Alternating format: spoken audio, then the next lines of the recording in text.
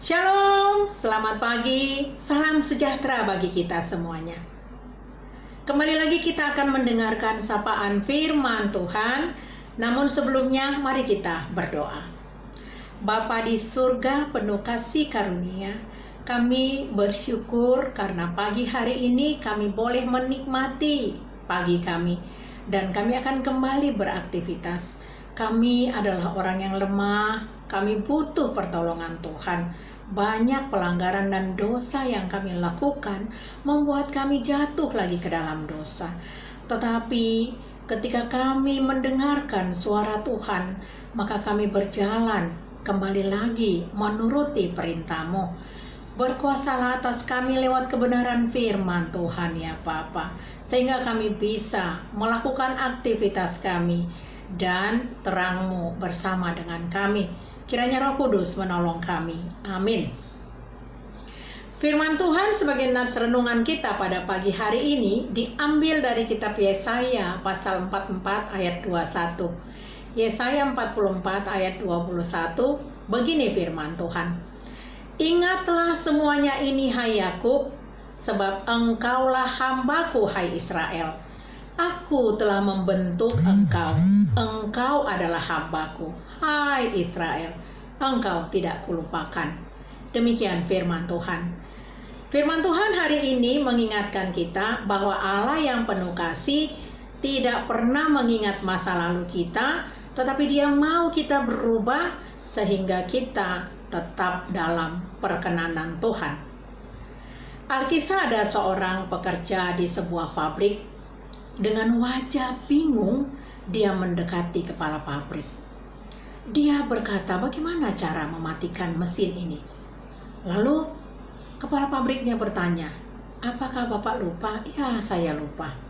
Bahkan saya tidak yakin saya berada di mana dan apa yang saya kerjakan. Lalu dengan sabar kepala pabrik itu membawa dia ke dokter. Dan hasil diagnosa dokter dinyatakan bahwa Bapak itu mengalami amnesia. Saudaraku, hal serupa pernah dialami oleh bangsa Israel di dalam Yesaya pasal 44. Pada saat itu orang Israel sepertinya lupa siapa mereka, untuk siapa mereka bekerja, dan seberapa banyak berkat Tuhan yang sudah mereka terima yang terjadi di dalam kehidupan mereka, sehingga mereka melakukan hal-hal yang sudah mendukakan Tuhan Yesus. Mereka harus diingatkan kembali bahwa apa yang mereka lakukan sudah membuat mereka jauh dari Tuhan.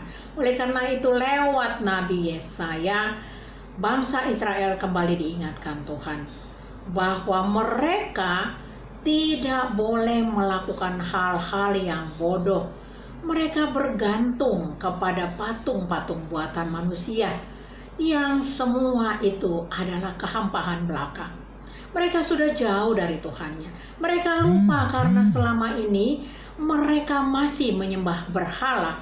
Mereka pikir kalau mereka bertindak mengandalkan dirinya sendiri, maka semua apa yang menjadi pergumulan mereka bisa mereka atasi. Mereka lupa bahwa mereka sedang dalam proses. Tuhan yang mengendalikan mereka ingin mengajarkan kepada mereka bahwa lewat proses itulah mereka dibentuk menjadi orang-orang yang luar biasa. Mereka mau dijadikan menjadi bangsa yang besar, menjadi berkat bagi bangsa-bangsa lain. Dan itu terbukti bahwa lewat para rasul-rasul pada perjanjian baru, mereka memberitakan kabar keselamatan sampai ke seluruh dunia, bahkan sampai ke Indonesia. Saudaraku, jangan terikat pada masa lalu. Kesalahan-kesalahan yang pernah kita perbuat, yang pernah kita lakukan, itu sudah diampuni oleh Yesus lewat pengorbanannya di kayu salib. Tuhan Yesus mau kita menatap masa depan yang sudah Tuhan sediakan bagi kita. Mari kita membangun relasi yang baik dengan Tuhan, mentaati firman Tuhan, hidup berjalan di jalan terang. Tuhan tidak mengingat lagi hal-hal yang buruk yang pernah kita lakukan. Seberdosa apapun kita, Tuhan sudah ampuni. Oleh karena itu, marilah kita berjalan mengikuti jalan Tuhan, sehingga kita bisa menjadi garam dan terang di tengah-tengah kehidupan ini, menjadi pekabar-pekabar Injil seperti rasul-rasul pada masa perjanjian baru. Amin.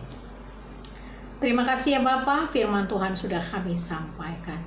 Banyak hal-hal luar biasa yang Tuhan berikan dalam hidup kami. Kami percaya proses yang kami alami, terlebih-lebih pandemi COVID-19 ini, tidak membuat kami menjadi takut.